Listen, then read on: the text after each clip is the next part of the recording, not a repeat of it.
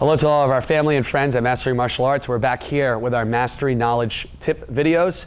And today we're going to be giving you some of the basics of having excellent kickboxing skill and our black belt level of training. Set. Sir. And bow. Yes, I can. I have here today with me Mr. Carlton Dexter, one of our MIT members, to help explain how we can maximize our kickboxing skill sets. When kickboxing, like any basic technique, we need to understand the idea of base, trajectory, and in this case, follow through is going to be one of the most important skills to your kickboxing skill set. Sir, set.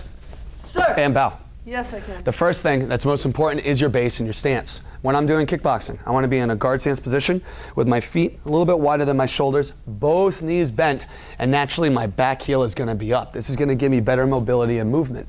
My hands will always be above my eyes, and my elbows will be in. My right hand rests right on my eyebrow, while my left hand gives me a little bit of extension. This naturally creates a barrier for any opponent to stay away. It also gives me a better idea of my distance. Now, when it comes to the base and rotation of our skills, I'll say the punches one time, then we'll get to see how the feet move.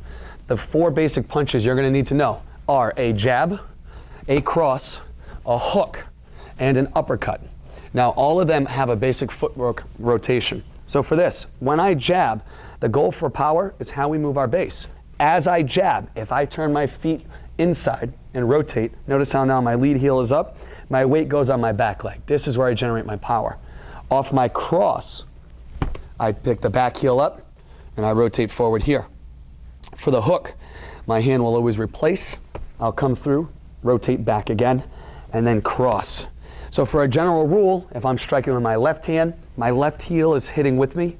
If I strike with my right hand, my right heel is going to rotate and hit with me. This is where I'm going to get power and balance for my strikes.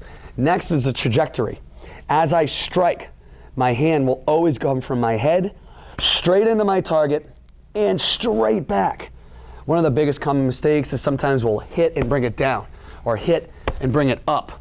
We want to hit straight in, and straight back, bringing our guard back to position.